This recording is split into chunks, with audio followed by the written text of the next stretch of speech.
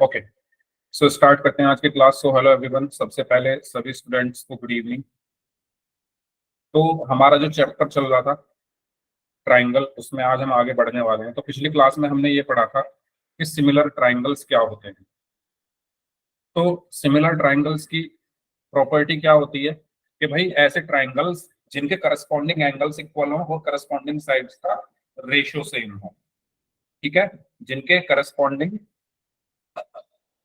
Angles जो हैं वो इक्वल हों और करस्पॉन्डिंग साइड्स का जो रेशियो है वो सेम है, ऐसे ट्राइंगल्स को हम सिमिलर ट्राइंगल्स कहते हैं। जैसे कि अगर मैं ये यहाँ पर एक ट्राइंगल बनाऊं इस तरीके से,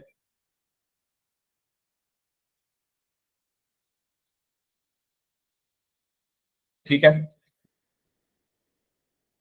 इसको थोड़ा छोटा कर लेते हैं।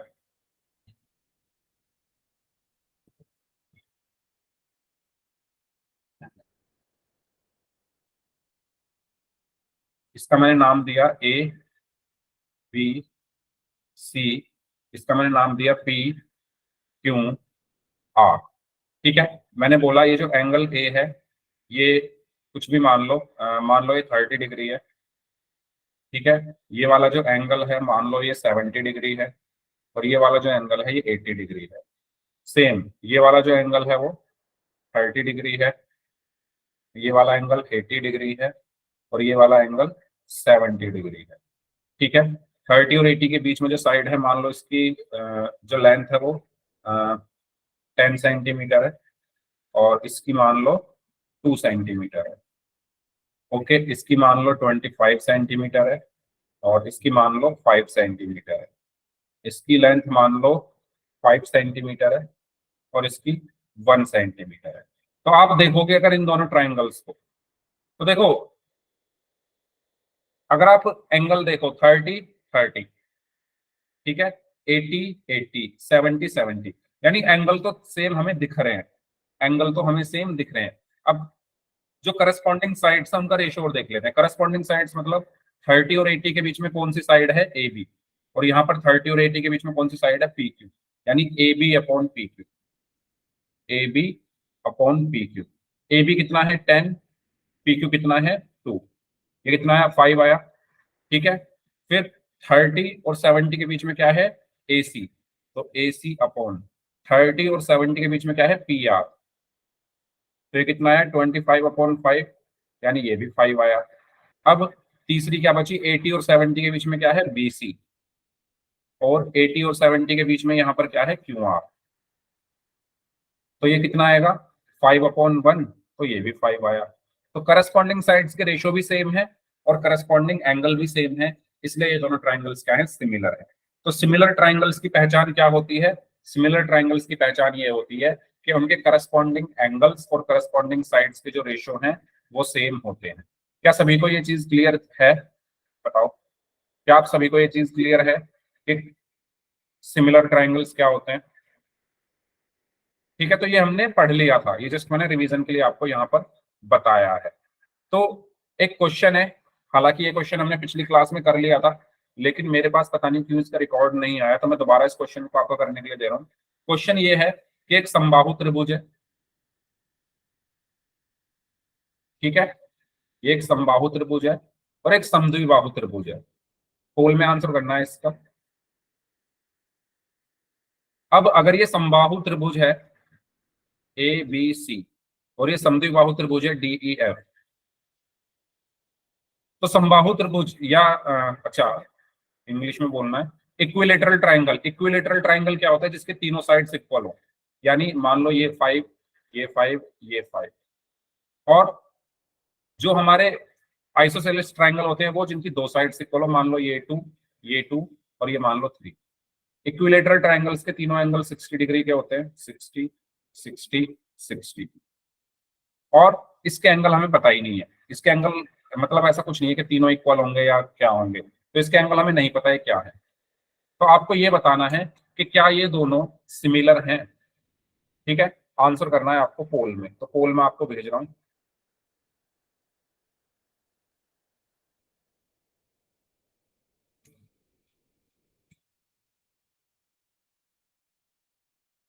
तो दो ऑप्शन हैं, ए और बी।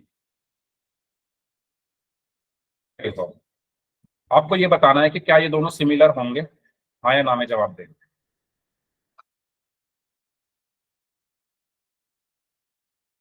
सभी लोग आंसर करें इस क्वेश्चन का।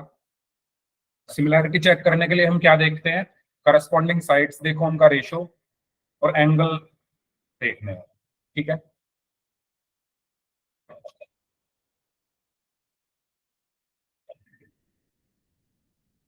ओके, सभी स्टूडेंट्स का आंसर सही है अभी तक, बाकी लोग भी आंसर दें इस क्वेश्चन का।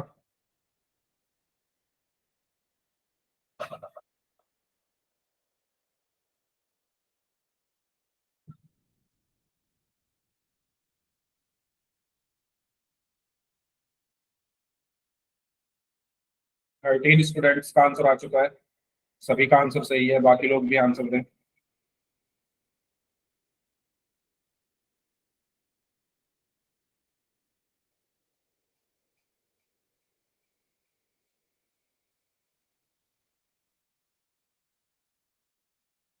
16 में से 15 स्टूडेंट्स का आंसर सही है। लास्ट 30 सेकेंड्स, जो स्टूडेंट्स बच गए जल्दी जल्दी से आंसर दें इस क्वेश्चन का।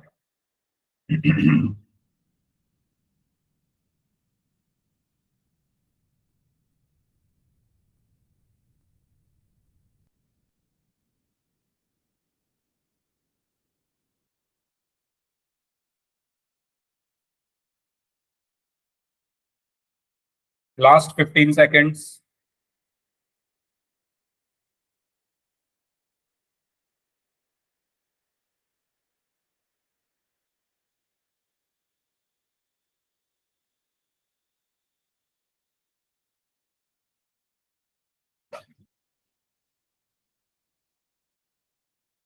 Last 5 seconds, 5,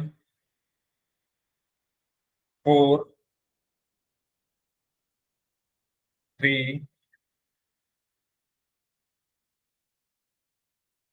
2। अच्छा, कुछ बच्चे अभी तक ज्वाइन कर रहे हैं तो प्लीज आप क्लास में टाइम से आया करो, है ना। जो बच्चे लेट आ रहे हैं क्लास में, उन सबसे मेरी रिक्वेस्ट है कि आपकी क्लास 8:30 बजे ठीक शुरू हो जाती है, तो उस टाइम तक आ जाया करो क्लास में। ठीक है, चलिए। 1।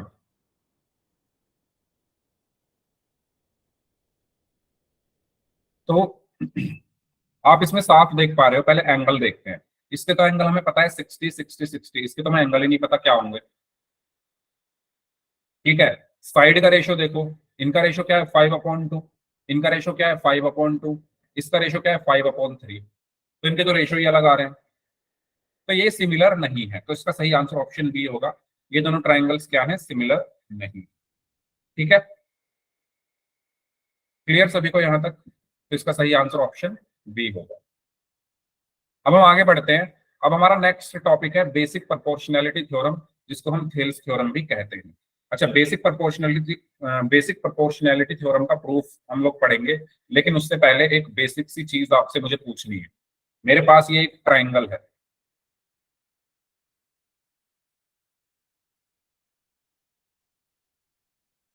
ठीक है, ए, बी, सी। अगर मैं आपसे कहूं कि इसका एरिया आपको निकालना है, तो आप इसका एरिया कैसे निकालोगे?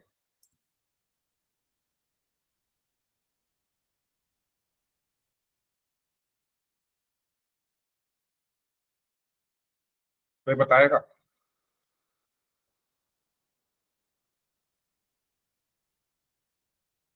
ये कैसा ट्राइंगल है? ये ऑब्ट्यूज ट्राइंगल है ना, क्योंकि इसका ये वाला जो एंगल है 90 डिग्री से ज्यादा है। अधिक कोण त्रिभुज आपने पढ़ा होगा। इसका एरिया कैसे निकालते हैं, पता है किसी को? कोई बताना चाहेगा? इसका एरिया हम कैसे निकालते हैं, हम क्या करते हैं, कंस्ट्रक्शन करते हैं। हम ए से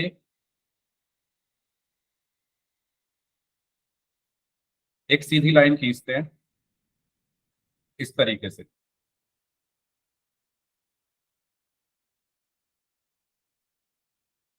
ठीक है, और इसको हम मिला देते हैं इस तरीके से।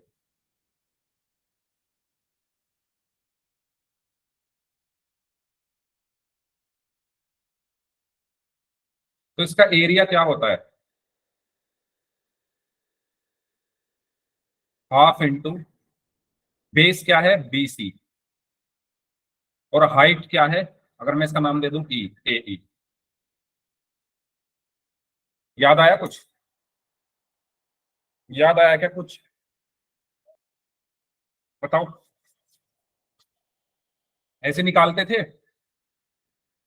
भाई हम। हमें जो एरिया पता है ट्राइंगल का वो होता है 1/2 इंटू बेस इंटू हाइट। ठीक है। अब बेस तो ये हो गया BC। अब आप बोलोगे सर बेस तो ये पूरा होना चाहिए EC। क्या आपके मन में ये सवाल आ रहा है कि सर बेस तो पूरा होना चाहिए? पूरा इसलिए नहीं है क्योंकि ये तो कंस्ट्रक्शन है, ये कंस्ट्रक्शन है, इसको नहीं लेंगे। बेस होगा BC और ये हाइट होगी, ये हाइट हो गई। हाइट क्या हो गई AE। हमने मतलब इसकी हाइट निकाली कि इस ट्राइंगल की हाइट क्या है, और इसका बेस निकाला, उसकी मल्टीप्लाई करके हाफ कर दिया तो एरिया निकल गया। ये सबको पता है ना, क्योंकि अभी मैं वो बताऊंगा प्रूफ, तो वहां पर इसकी जरूरत पड़ेगी। ठीक है। एक और चीज, अगर मेरे पास ये ट्राइंगल है,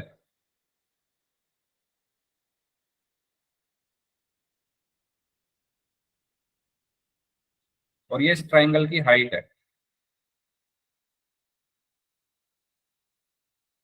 ABCD, इसका एरिया क्या होगा? ये तो आसान है, ये तो बता सकते हो। Half into base into height होता है ना। बेस क्या है इसमें? बेस वो होता है जिस पर 90 डिग्री गिरा हुआ है। ये 90 डिग्री इस पर आ रहा है ना, तो ये बेस हो गया BC, है ना। ये हाइट क्या हो गई AD into BC, half AD into BC, यही होगा, है ना। बेस क्या होगा भाई जिस पर 90 डिग्री गिर रहा है। ठीक है। अब मैं अगर एक और लाइन ऐसे खींच दूं, मान लो अगर मैं एक और लाइन ऐसे खींच दूं, तो इसका एरिया ये भी तो हो सकता है हाफ AB इंटू, इसका नाम मैंने E दे दिया तो CE। क्योंकि भाई अगर मैं ये वाली हाइट लूंगा तो बेस ये हो जाएगा ना AB। अगर हाइट ये वाली ले रहा हूं तो बेस ये हो गया, अगर हाइट ये वाली ले रहा हूं तो बेस ये हो गया। तो अगर मैंने एक और हाइट यहां पर डाल दी, तो अब क्या होगा एरिया? हाफ AB बेस हो गया इंटू CE। तो ये चीज सबको क्लियर हो रही है? इस ट्राइंगल के एरिया क्या क्या क्या निकलेंगे? अब क्योंकि ये सेम ट्राइंगल है तो एरिया तो सेम ही होना है, चाहे आप इससे निकालो चाहे आप इससे निकालो। ये चीजें मैं इसलिए बता रहा हूँ क्योंकि अभी जो हम BPT का प्रूफ पढ़ेंगे उसमें ये काम आएंगे। क्या सभी को ये क्लियर है? तो उसको आवाज बंद कर, उसका चालू कर, उसको बंद कर। किसका माइक ऑन है भाई? माइक बंद कर लो। अनिल कुमार नाम से स्टूडेंट है, माइक बंद कर लो। मुझे बताओ क्या आपको ये कॉन्सेप्ट क्लियर है एरिया का? रिपीट करना है? कौन से वाला रिपीट करना है? साक्षी बताओ। एक बात बताओ, पहले ये बताओ ऊपर वाला क्लियर है? ये वाला क्लियर है? ये वाला फर्स्ट वाला रिपीट करना है? फर्स्ट वाले में ये एक ट्राइंगल था ABC, इसका एरिया बताना था। तो ये होता है ऑब्ट्यूज एंगल ट्राइंगल। इसका एरिया जो हम निकालते हैं वो कैसे निकालते हैं? हम एक कंस्ट्रक्शन करते हैं, एक हाइट डाल देते हैं सीधी लाइन। ठीक है। फॉर्मूला होता है बेस इंटू हाइट। बेस क्या होगा BC, और हाइट क्या हो गई AE। तो हाफ BC इंटू ए, इसमें तो कुछ नहीं है। क्लियर है पहले वाला? बेस इंटू हाइट होता है, कंस्ट्रक्शन की है अपनी तरफ से। सेकंड वाला देख लो। सेकंड वाले में मैंने ये बताया कि मान लो आपके पास एक ट्राइंगल है ये। प्रॉब्लम क्या है? प्रॉब्लम ये है कि आपके बेसिक्स क्लियर नहीं है। और ये मैंने ये चीजें तब भी बताई थी जब आपका सेट एग्जाम की तैयारी कराई थी ना मैंने, तो वहां पर भी इसका प्रूफ मैंने कराया था, और वहां पर ये चीज मैं बता चुका हूँ ऑलरेडी। तो आप लोग सुनते हो और फिर भूल जाते हो, ये सबसे बड़ी प्रॉब्लम है। ये मान लो आपके पास कोई एक ट्राइंगल है ABC, और ये A से BC पर 90 डिग्री का एंगल बन रहा है।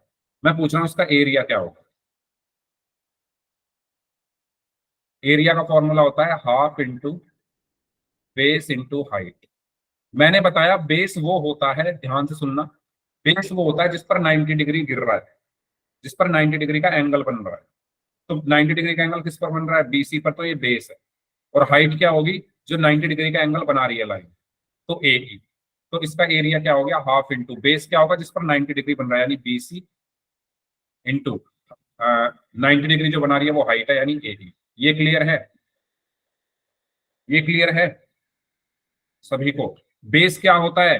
बेस वो होता है जिस पर हाइट आकर 90 डिग्री का एंगल बना रही है।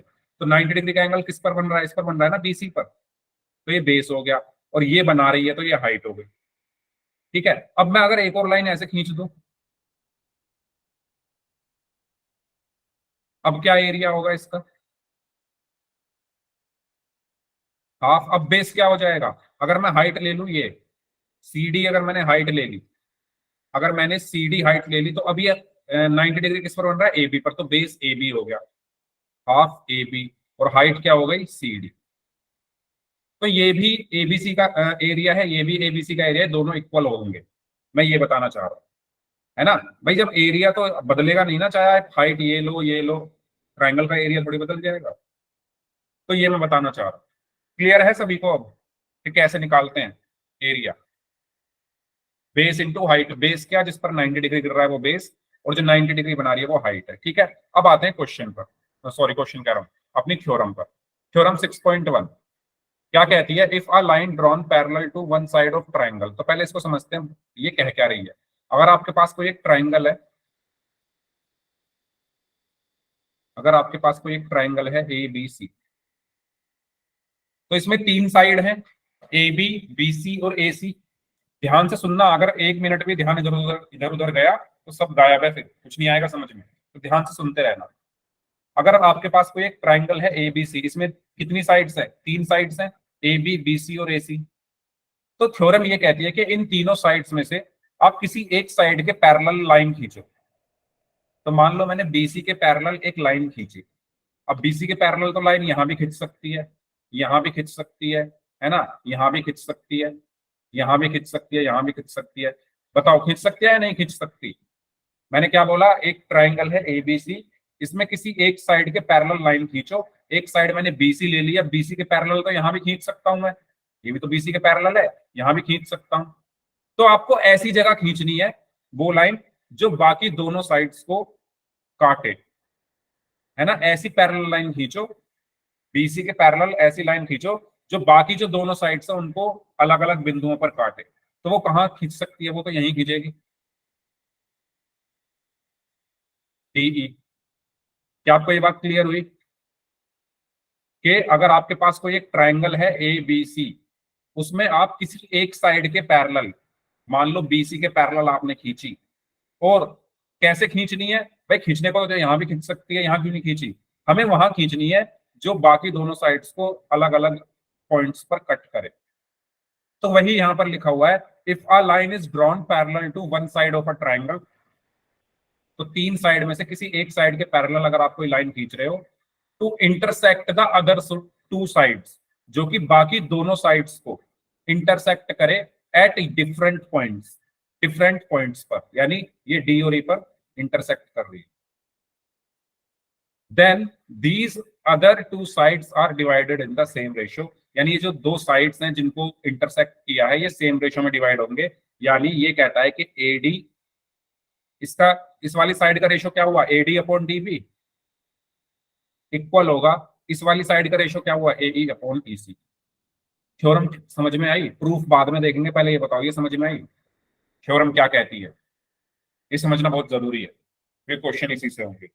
अगर आपके पास कोई एक ट्राइंगल है, उस ट्राइंगल में तीन साइड होती हैं, आप किसी एक साइड के पैरेलल लाइन खींचो, और वो लाइन ऐसे खींचो कि वो बाकी दोनों साइड्स को डिफरेंट डिफरेंट पॉइंट्स पर इंटरसेक्ट करे। तो वो लाइन जिन पॉइंट्स पर इंटरसेक्ट कर रही है, जिन लाइंस को इंटरसेक्ट कर रही है, उनको इक्वल रेशियो में डिवाइड करेगी। क्या सभी को ये क्लियर हुआ? यस और नो? अगर सभी को क्लियर है तो यस टाइप कर दो, और अगर कोई डाउट है तो माइक ऑन करके पूछ।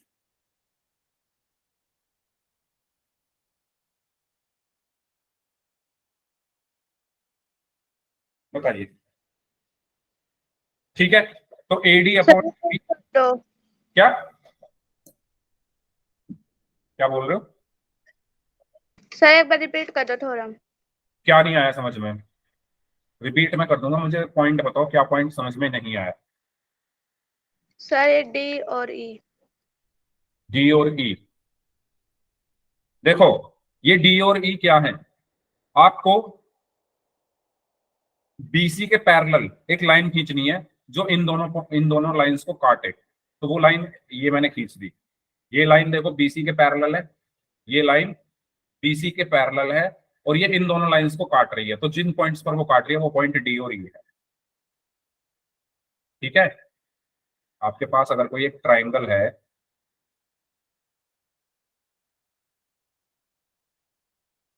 ए बी सी, इस ट्राइंगल में 3 साइड है। एक कोई भी अपने मन से कोई भी एक साइड पकड़ लो, मान लो बीसी पकड़ी है आपने, बीसी के पैरेलल एक लाइन खींचो।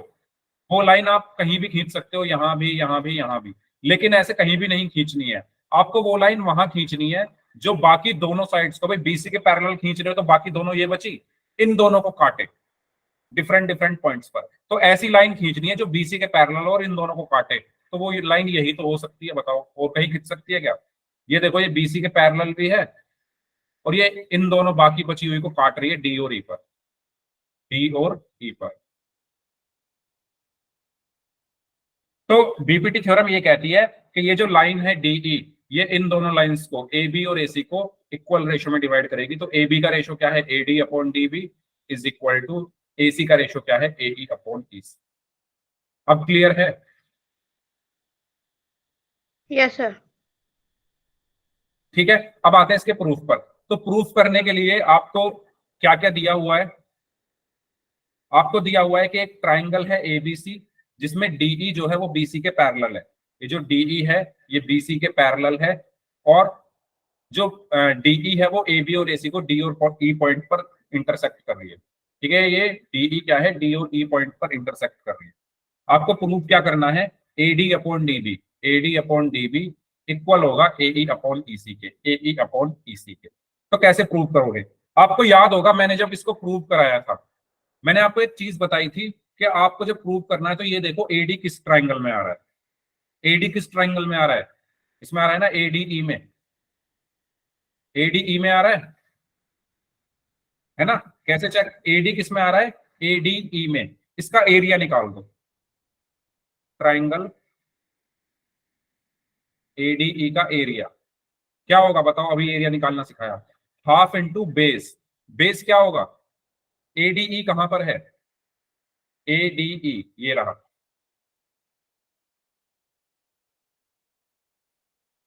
अगर मैं इसको हाइट ले लूं तो बेस क्या है, AD into E N, AD into E N निकालना सिखाया था ना अभी, यही होगा एडीई का एरिया।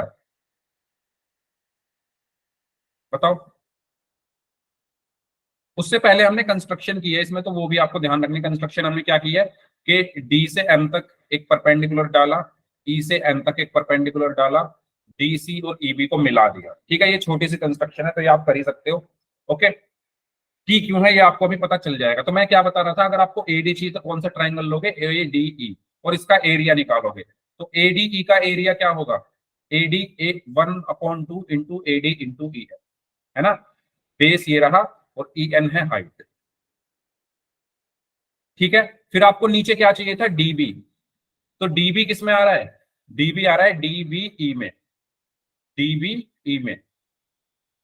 तो डीबीई का एरिया क्या होगा, हाफ बेस क्या है, बेस देखो ये होगा डीबी, और हाइट क्या होगी, ई एन होगी।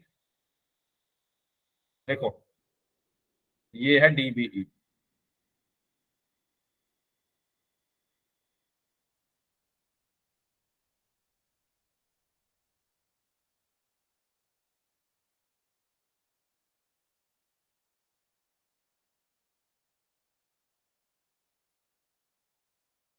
ठीक है, ई एन, बताओ इसका एरिया क्या होगा।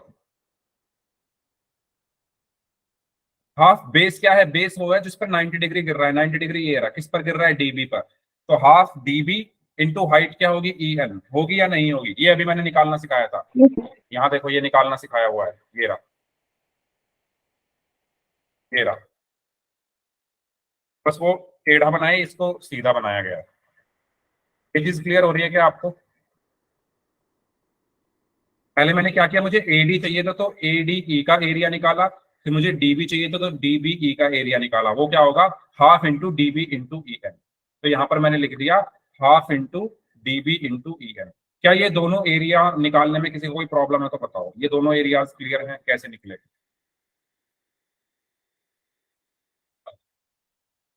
ठीक है। अब आपको क्या चाहिए दूसरी तरफ? दूसरी तरफ चाहिए आपको ऊपर एई। तो एई किस में आ रहा है? एई किस में आ रहा है देखो, एई फिर से एईडी में आ रहा है ना, देखो इसमें, इसको देखो, एईडी, एईडी में।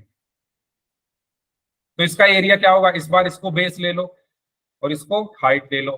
तो हाफ बेस क्या है, एई इंटू डीएम। ठीक है। तो हाफ, एक मिनट, अच्छा पहले डिवाइड कर दिया गया है। एक काम करता हूँ, मैं खुद से ही सारा सॉल्व करके तभी बता देता हूँ इससे अच्छा, क्योंकि इसमें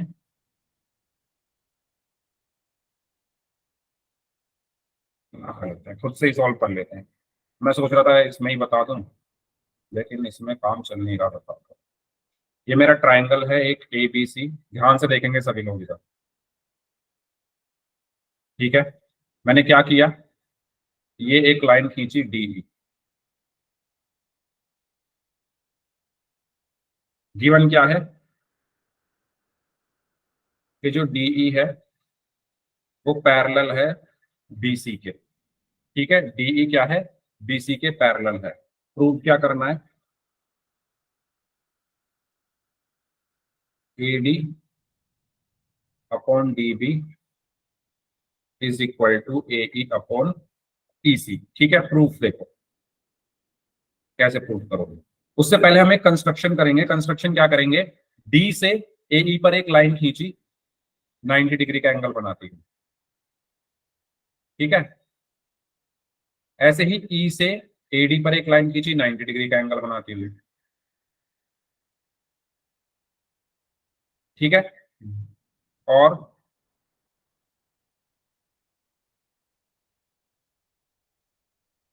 डी से सी को मिला दिया और बी से ई को मिला दिया। अब आप कहोगे सर क्यों मिला रहे हो, भाई ये ऐसे ही प्रूफ हो पाएगी, इस बिना ये करे प्रूफ नहीं होगी, बस इसका आंसर यही है।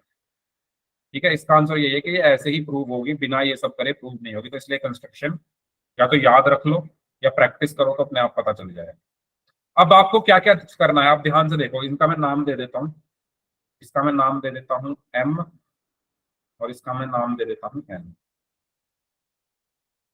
ठीक है, एम और एन ही है ना।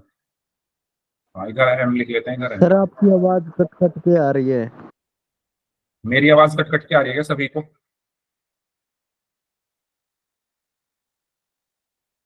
No sir. बताओ भाई, मेरी आवाज सही आ रही है सभी को? Yes sir. यस सही सर। सही आ रही है, नो कट के भी नहीं आ रही है। ठीक है, ठीक है। बताओ ये क्लियर है सभी को, ये चीज क्लियर है सभी को, ये जो मैंने यहाँ पर बनाई है इसमें कोई डाउट है तो बताओ। अप्रूव देखते हैं। देखो मैंने ये जब आपको सेट एग्जाम की तैयारी कराई थी तब भी कराया था प्रूफ।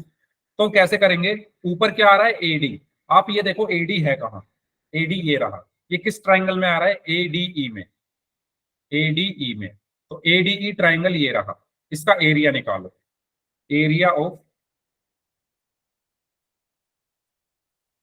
ट्राइंगल एडीई क्या होगा, हाफ इंटू बेस क्या है, एडी, और हाइट क्या है, ई एन। ऐसे निकालना बताया था ना मैंने कि अगर ये मेरा एक ट्राइंगल है, ये इसका बेस हो गया और ये हाइट हो गई, तो बेस क्या है एडी, हाइट क्या है ई एन, तो half AD into E N. ये सबको क्लियर हुआ, बताओ ये सबको क्लियर हुआ?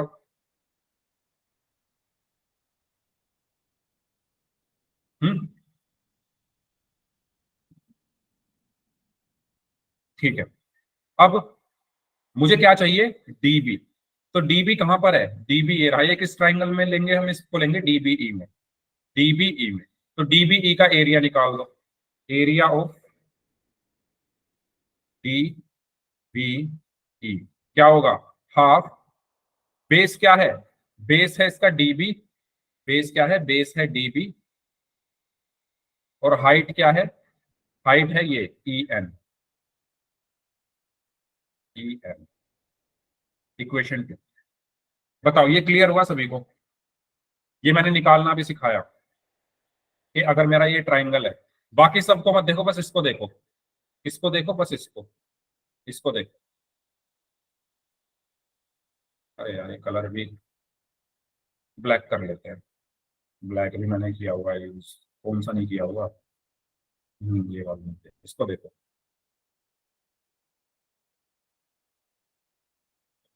बस इस ट्राइंगल को देखना है, ठीक है। और ये हाइट है इस ट्राइंगल की, इसको। तो अब आप देखो, ये हाइट है, ठीक है, क्योंकि 90 डिग्री बना रही है, तो हाइट क्या हो गई EN, और बेस क्या हो गया DB। ठीक है, क्लियर है सभी को? ये एरिया कैसे निकाला मैंने? चलो आगे बढ़ते हैं। तो ये होगी मेरी इक्वेशन। अब दूसरी तरफ मुझे क्या चाहिए? AE और EC। AE किस में आ रहा है? AE ये रहा, तो कौन सा ट्राइंगल ले लो? AED ले लो, AED। तो इसका एरिया निकाल दो, एरिया ऑफ ट्राइंगल AED क्या होगा? हाफ बेस क्या ले लो? बेस लो इस बार ये वाला AE, और हाइट क्या हो जाएगी DM, AE इंटू DM,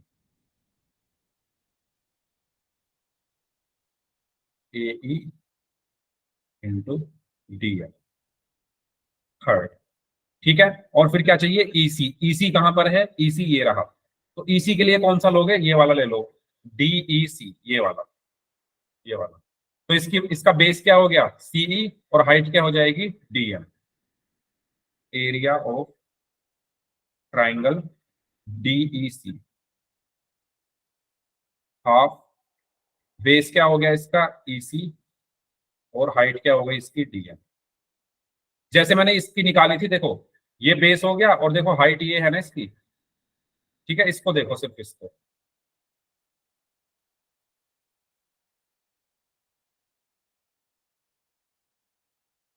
ठीक है, ये वाला, और ये है इसकी हाइट। ये कंस्ट्रक्शन है एक तरीके से।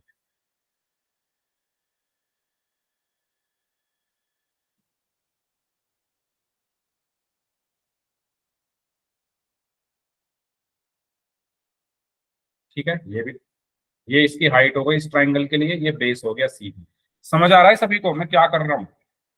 बताओ, ये चौथा एरिया निकल गया। यहां तक क्लियर है क्या सभी को? अगर आपको ये चारों चीज समझ में आ गई है तो अभी ये हो चुका है proof। बताओ, ये चार एरिया आपको निकालने हैं, कैसे? पहले AD देखो किस में आ रहा है, DB देखो किस में आ रहा है, AE देखो किस में आ रहा है, EC देखो किस में आ रहा है, उनका एरिया निकाल दो। फर्स्ट और सेकंड को डिवाइड कर दो। क्यों? क्योंकि मुझे चाहिए AD अपॉन DB। तो AD ये रहा, DB ये रहा। अगर मैं इन दोनों को डिवाइड कर दूं, फर्स्ट को अगर सेकंड से डिवाइड कर दो, तो क्या आएगा?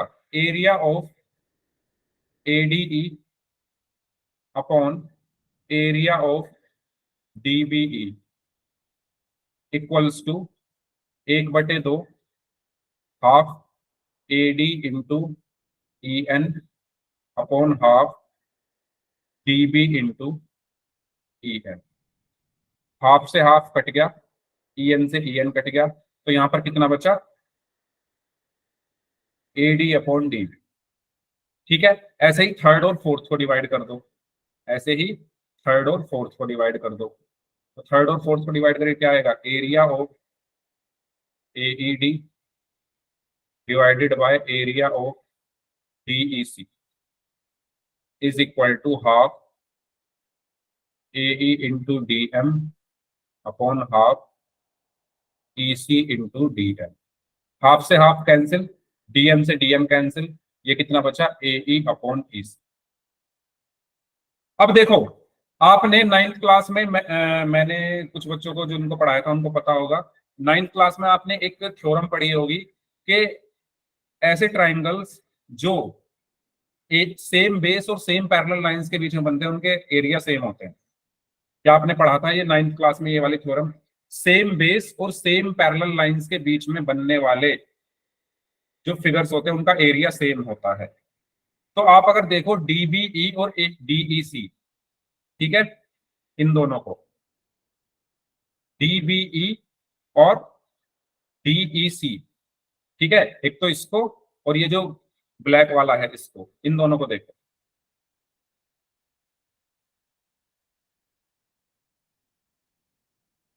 इनका जो बेस है वो सेम है, डीई,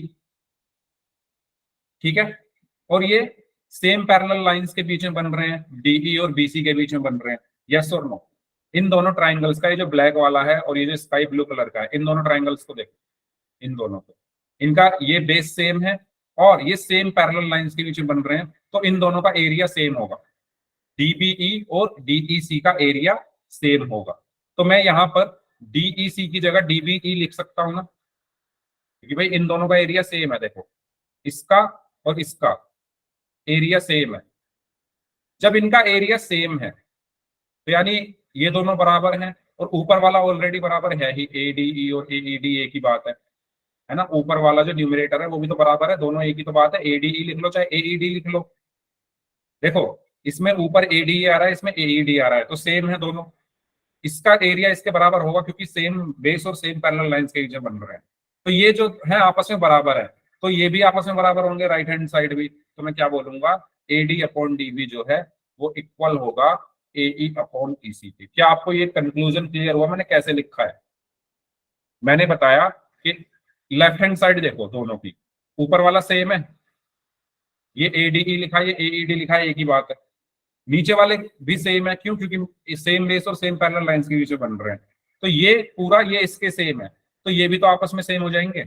अगर एलएचएस इक्वल है, अगर एक्स इज इक्वल टू 5 है और वाई इज इक्वल टू भी 5 है, तो एक्स और वाई आपस में इक्वल हो जाएंगे ना, सेम। ये भी दोनों इक्वल है, तो ये भी आपस में इक्वल हो जाएंगे। यही हमें प्रूव करना था,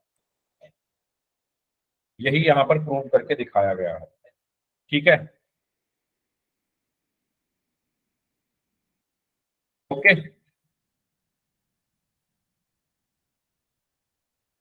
क्लियर है सभी को ये? फिर हम क्वेश्चंस करते हैं। अगर यहाँ तक सभी को क्लियर है तो यस टाइप कर दो। ये मैं तीसरी बार करा रहा हूँ आपको, 2 बार तो सेट एग्जाम में कराया था और 1 बार आज करा दी। आज मैंने जल्दी जल्दी इसलिए कराया थोड़ा, क्योंकि ये मैं पहले करा चुका हूँ, और जब मैंने पहले कराया था तो पूरा 1 घंटा ही ले लिया था कराने। अगर किसी को कोई भी प्रॉब्लम हो तो आप अगली क्लास में पूछ सकते हैं, ठीक है। तो आपको ये रिजल्ट याद रखना है। क्या रिजल्ट? कि अगर किसी ट्राइंगल में किसी एक साइड के पैरेलल हम कोई लाइन खींचे तो वो बाकी दोनों साइड्स को सेम रेशियो में डिवाइड करती है। तो कुछ क्वेश्चंस करते हैं, जैसे कि ये क्वेश्चन है, in the figure given below DE is parallel to BC. DE क्या है? बीसी के पैरेलल है, then find the value of EC. करो सॉल्व इसको, कैसे करो?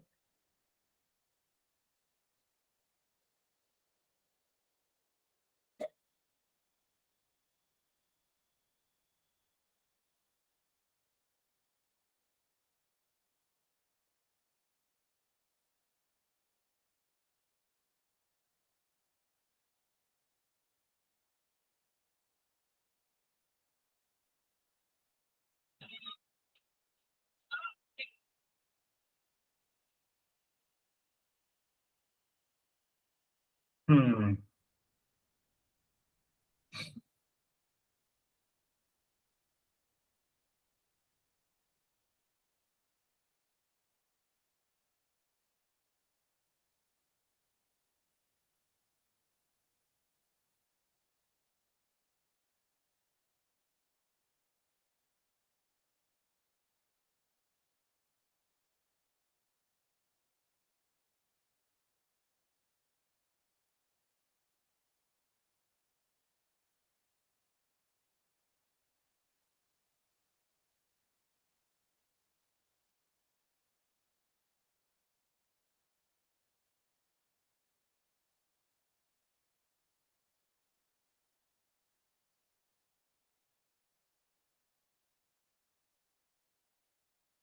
2 सेंटीमीटर, ओके। तो देखिए, वेरी गुड, 2 सेंटीमीटर। अभी अभी हमने पढ़ा कि अगर किसी ट्राइंगल में अगर ये मेरा ट्राइंगल है, किसी एक साइड के पैरेलल को ये एक साइड खींच दी जाए जो कि बाकी दोनों साइड्स को डिस्टिंक्ट पॉइंट्स पर इंटरसेक्ट करे। जैसा कि यहाँ पर ये 3 साइड्स में से बीसी के पैरेलल एक लाइन खींच दी है ईडी, जो बाकी दोनों साइड्स को ई और डी पॉइंट्स पर इंटरसेक्ट कर रही है, यस और नो? क्या आप इसको थ्योरम से कनेक्ट कर पा रहे हो सभी लोग? तब कहेंगे कि एतवार के बचिया सोमवार के बचिया। राजपति गुप्ता नाम से जो स्टूडेंट हैं, क्या प्रॉब्लम है भाई बताइए? क्या आप इसको थ्योरम से कनेक्ट कर पा रहे हो कि एक ट्राइंगल है एबीसी, उसमें बीसी के पैरेलल एक लाइन खींची गई है जो कि बाकी दोनों को ई और डी पॉइंट्स पर इंटरसेक्ट कर रही है, और बीसी जो है वो ईडी के पैरेलल है। तो हमारी थ्योरम क्या कहती थी, अगर ऐसा है तो ये इन दोनों साइड्स को सेम रेशियो में डिवाइड करेगी, यानी एई अपॉन ईसी इक्वल होगा एडी अपॉन डीबी के, है ना? ई ने एसी को किस में डिवाइड किया? एई और ईसी में। तो एई अपॉन ईसी बराबर होगा एडी अपॉन डीबी के। एई की वैल्यू है 1 सेंटीमीटर, ईसी मुझे निकालना है, एडी की वैल्यू है 1.5 सेंटीमीटर, डीबी की वैल्यू है 3 सेंटीमीटर। क्रॉस मल्टीप्लाई किया तो 3 का इधर मल्टीप्लाई किया, 3 into 1 is equal to 1.5 into EC. 3 into 1 is 3, 1.5 नीचे आया इज इक्वल टू ईसी।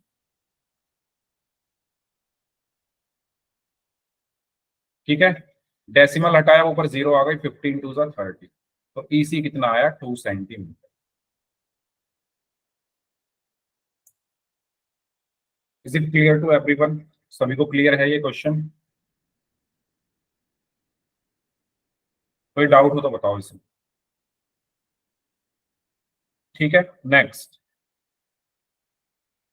इसमें कहा गया है कि एडी अपॉन डीबी 3/4 है, एसी 15 है, तो एई निकालो।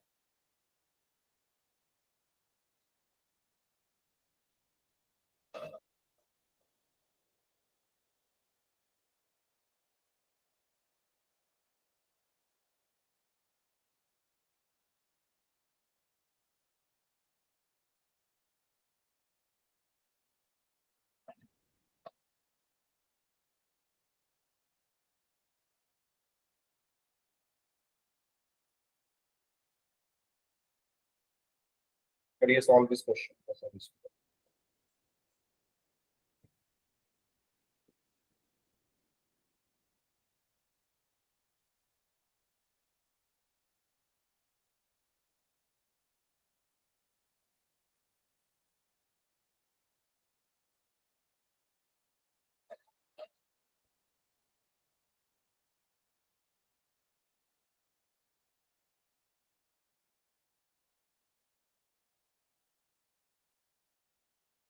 20 20 कैसे आ गया भाई? 20 आएगा क्या? सर गलती मुझे तो लग मेरी नहीं है। रहा, मुझे तो लग नहीं रहा 20 आएगा।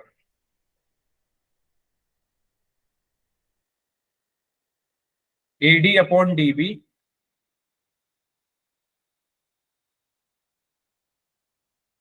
Is equal to AE upon EC. AD upon DB कितना दिया हुआ है? 3/4 इज इक्वल टू एई निकालना है। ईसी अच्छा एसी दिया हुआ है, इसमें हमें एसी दिया हुआ है, यानी पूरा दिया हुआ है ये।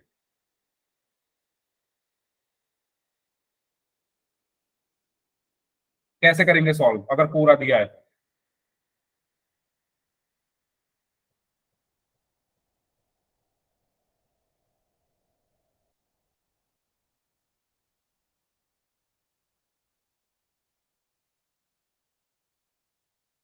मैं इसमें अगर दोनों तरफ 1 जोड़ दूं, 1 ऐड कर दूं, तो फिर देखो इसको ऐसे सॉल्व करेंगे।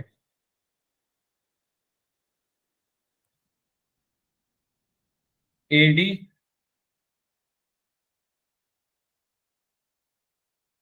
Upon DB is equal to दिया हुआ है 3/4। इसका मतलब क्या है? हम मान लेंगे let AD is equal to 3x है और dB is equal to 4x है। मान सकते हैं क्या ऐसा? ऐसा मान सकते हैं क्या हम?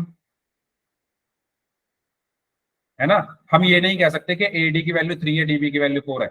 हम क्या बोलेंगे? एडी क्या है? 3x है और डीबी क्या है? 4x है। ठीक है, ठीक है। ये मैंने आपको ट्रिग्नोमेट्री में भी बताई थी ना ये चीज। आपने ट्रिग्नोमेट्री पढ़ ली है ना। ट्रिग्नोमेट्री मैंने बताया था कि हम डायरेक्ट नहीं बोल सकते कि ये 3 और 4 है। हम बोलेंगे ये 3x है, ये 3x है और ये 4x। अब हमें क्या पता है, हमें पता है थ्योरम के AD अपॉन DB बराबर होता है AE अपॉन EC के। ये पढ़ा है ना हमने, बताओ ये पढ़ा है ना।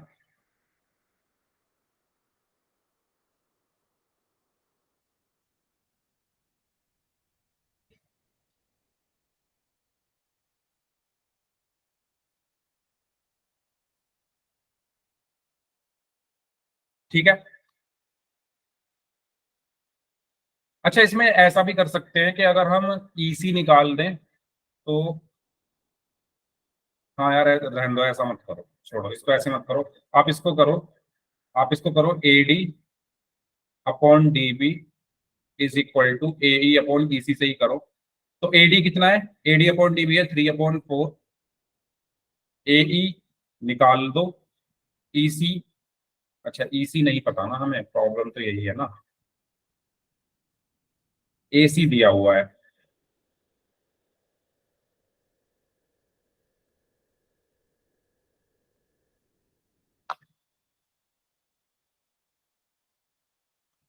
सब्ट्रैक्ट करके भी नहीं निकलेगा। अगर मैं AE अपॉन EC करूं और इसमें अगर मैं 1 ऐड कर दूं तो ये हो जाएगा AC अपॉन EC। तो AC मुझे पता है और इधर हो जाएगा AB अपॉन DB। AB की वैल्यू 7x, DB की value 4x is equal to AC कितना है 15 और EC निकल जाएगा यहाँ से। ठीक है, हो तो गया। यहाँ से EC आ जाएगा, EC आ जाएगा 60/7। फिर मुझे चाहिए क्या, AE। तो AE निकालने के लिए मैं AC में से 15 में से माइनस कर दूंगा 60/7। तो ये हो जाएगा -60/7। तो ये हो जाएगा 5/4, ये आएगा। ठीक है, हाँ हो जाएगा। देखो माइक बंद कर लो भाई, माइक बंद कर लो, इसका माइक ऑन है, माइक बंद कर लो। कुलदीप सिंह नाम से स्टूडेंट है, माइक बंद रखो वरना मैं सबके बंद कर दूंगा यहाँ से। देखो ऐसे कर लेते हैं इसको। तो जो मैं कर रहा था वो सही कर रहा था। मैंने मान लिया AD अपॉन DB जो है वो 3/4 है। तो मैं यहाँ लेट कर लेता हूँ कि AD जो है वो 3x है और जो DB है वो 4x है। ठीक है, जब भी रेशियो में हमें दिया होता है तो हम अलग अलग करके लिखते हैं। तो AD आपका 3x हो गया और DB आपका 4x हो गया।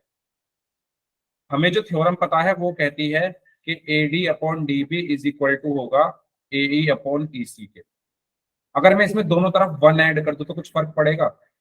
AD upon DB plus 1 is equal to AE upon EC plus 1। ये मैं आपको बता चुका हूं कि एक इक्वेशन में आप दोनों तरफ सेम चीज ऐड कर सकते हो, सेम चीज सब्ट्रैक्ट कर सकते हो, सेम चीज मल्टीप्लाई कर सकते हो, सेम चीज डिवाइड कर सकते हो। ये आपको पता है ना, मैंने आपको एग्जाम्पल दिया था उसका, तराजू का। एक तराजू की तरह होती है ये। जितना बाट रखोगे, 5 किलो का बाट रखोगे तो उधर 5 किलो सामान भी रखना पड़ेगा, तभी तो वो बराबर बराबरी में आता है सेम। अगर जो आप इधर कर रहे हो, जो आप LHS में कर रहे हो वही आपको RHS में करना है। अगर मैंने LHS में 1 ऐड किया है तो RHS में भी 1 ऐड करूंगा। यानी अगर मेरे पास कोई एक तराजू है, जितना, अगर मान लो मैंने यहाँ 10 किलो का बाट रखा है तो यहाँ पर 10 किलो सामान भी तो होगा, तभी वो बैलेंस होगा सेम। अगर आपने मान लो यहाँ 10 किलो का बाट रखा है, सामान यहाँ 5 किलो रख दिया, तो तराजू किस तरफ झुक जाएगा, इस तरफ झुक जाएगा पलड़ा, 10 किलो की तरफ, सॉरी 5 किलो की तरफ झुक जाएगा। ठीक है, सामान जिसमें ज्यादा होगा वो उठा रहेगा, कम वाला नीचे झुक जाएगा। तो यानी सेम इक्वेशन भी ऐसे ही होती है। अगर आप इधर एक एक को ऐड कर रहे हो, अगर यहाँ आप इधर आप 1 किलो रख रहे हो तो इधर भी 1 किलो रखो सामान। अगर यहाँ 1 किलो मल्टीप्लाई कर रहे हो तो इधर 1 किलो मल्टीप्लाई करो। अगर आप 5 किलो इधर जोड़ रहे हो तो इधर भी 5 किलो जोड़ना है। तो ये चीज क्लियर हुई। मैंने दोनों तरफ 1 क्यों जोड़ा, तो जो इधर करना है वही इधर करना है। अब 1 क्यों जोड़ा, वो मैंने इसलिए जोड़ा, यहाँ LCM आ जाएगा DB, तो ऊपर बचा AD plus DB sir 10 is kilo equal to, वाला नीचे झुकेगा, क्या 10 किलो वाला नीचे झुकेगा सर। 10 किलो वाला नीचे झुकेगा, जो भारी होगा वो झुकेगा ना, हाँ तो वही झुकेगा, हाँ 10 किलो वाला ही झुकेगा। मैंने क्या बोला, मैंने उल्टा बोल दिया होगा, चलो। तो यहाँ पे एलसीएम आया डीबी, ठीक है, तो ये क्या हुआ, एडी प्लस डीबी बराबर एलसीएम आया ईसी, तो यहाँ क्या बचा, एई प्लस ईसी।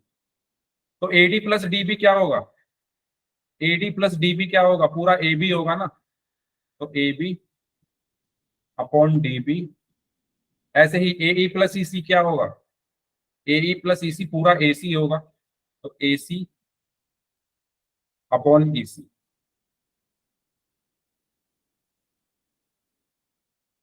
ये रिजल्ट भी आपने पढ़ा होगा अपने बुक में, पूरा ए बी ले लो upon A D is equal to A C upon A E, ठीक है।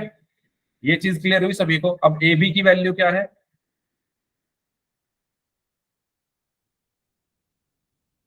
ए बी क्या होगा, पूरा ए बी है ना 3x प्लस 4x यानी 7x, सो 7x अपॉन डी बी कितना होगा 4x is equal to A सी कितना दिया हुआ है 15 और ईसी नहीं पता, x से x कैंसिल, तो ईसी इज इक्वल टू कितना आया 15 इंटू 4 अपॉन 7, तो EC is equal to 60 upon 7 आ गया, ठीक है। आपको चाहिए एई, तो अगर मैं इस पूरे एसी में से ईसी घटा दूं, है ना, पूरा ये जो पूरी एसी है इसमें से अगर मैं ईसी घटा दूं तो मुझे एई मिल जाएगा सब्ट्रैक्ट करने पर।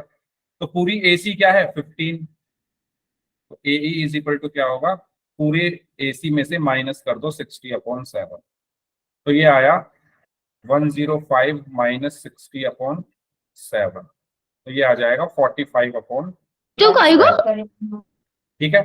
45 को 7 से डिवाइड करोगे तो 7 6 42, 3 बचा, 7 4 28, 2 बचा, 7 2 ऐसे 6.42 करके कुछ आया, 42 या 40, ठीक है, ये आएगा 42 या 43 सेंटीमीटर अच्छे से। क्लियर हुआ क्या सभी को ये क्वेश्चन? अगर क्लियर नहीं हुआ है कोई बात नहीं, मैं इसको दोबारा से अगली क्लास में करा दूंगा, ठीक है। अगली क्लास में फिर से हम इसको करेंगे, तो मुझे बताओ इसमें किसी को कुछ पूछना है, और अगर दोबारा कराना है तो मैं दोबारा करा दूंगा इसको।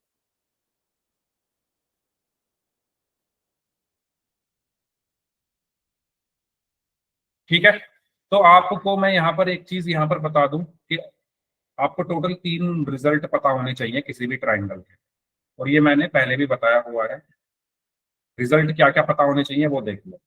अगर आपके पास कोई एक ट्राइंगल है एबीसी और बीसी के समांतर पैरेलल आपने कोई लाइन खींची डी, तो इसका पहला रिजल्ट क्या होता है, अगर डीई बीसी के पैरेलल है तो एडी अपॉन डीबी, ठीक है, ऊपर वाला हिस्सा अपॉन नीचे वाला हिस्सा AD upon DB equals to ऊपर वाला हिस्सा और नीचे वाला हिस्सा एई अपॉन ईसी, ठीक है।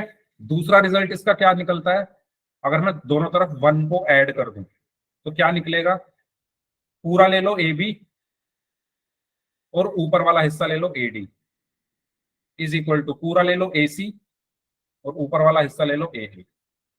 तीसरा रिजल्ट पूरा ए बी नीचे वाला हिस्सा डी बी, पूरा ए सी और नीचे वाला हिस्सा ई सी, ये तीनों आपको ध्यान रखने हैं।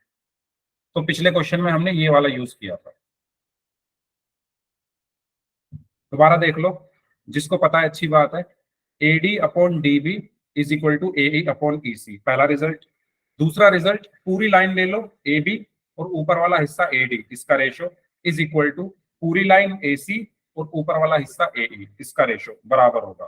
फिर पूरी लाइन ए बी और नीचे वाला हिस्सा डी बी, इसका रेशो पूरी लाइन ए सी और नीचे वाला हिस्सा ई सी, इसका रेशो आपस में बराबर होगा।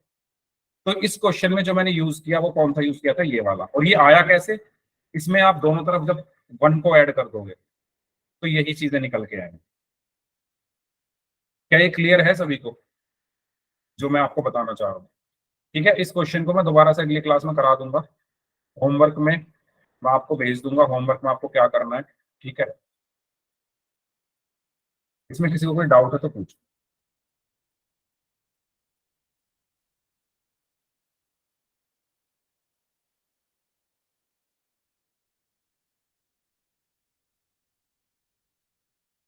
ठीक है, तो इस क्लास को हम यहीं तक रखते हैं। जिनके डाउट्स हैं वो रुक जाइए, बाकी लोग जा